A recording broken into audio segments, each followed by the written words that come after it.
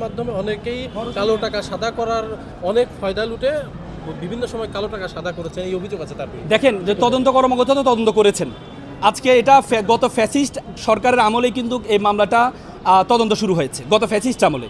যে আমি যদি গত ফ্যাসিস্টের আমলে যদি সুবিধাভোগী হই, তাহলে গত ফ্যাসিস্ট আমলে কেন আমার এই মামলা তদন্ত শুরু হয়েছে? এবং কি আমাকে বলা হয়েছে যেহেতু মামলাটা তদন্ত করেছে, তদন্তে কোথাও গত ফ্যাসিস্ট আমলে যারা সুবিধাভোগী ছিল তাদের কারোর সাথে আমার কোনো ধরনের কানেকশন ছিল এমন কোনো তথ্য প্রমাণ তারা তদন্ত কর্মকর্তা তা তদন্ত প্রতিবেদন এবং কোথাও প্রদান করতে পারেনি। আচ্ছা, আদালত কি বলেছে? বিজ্ঞ আদালত আমাদের দুই পক্ষের কথা শুনেছেন। আমাদের মহানগর সম্মানিত পিপিও ছিলেন, উনি শুনানি করেছেন। বিজ্ঞ আদালত দুই পক্ষের কথা শুনেছেন। বিজ্ঞ আদালত সন্তুষ্ট হয়ে জামিনটি নামঞ্জুর করেছেন।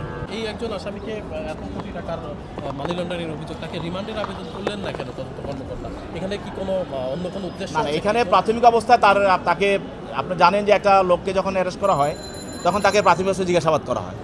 এই জিজ্ঞাসাবাদের মাধ্যমে আমরা তার তথ্যগুলো পেয়েছি, সেগুলি আমরা দিয়েছি আদালতে। এবং আমরা এগুলি আবার আমাদের একটা সময়ের প্রয়োজন, এইগুলোকে আবার দেখে আমরা এগুলি পরবর্তী যখন তাকে আবার নেওয়ার প্রয়োজন তখন আমরা তাকে আবার নিব।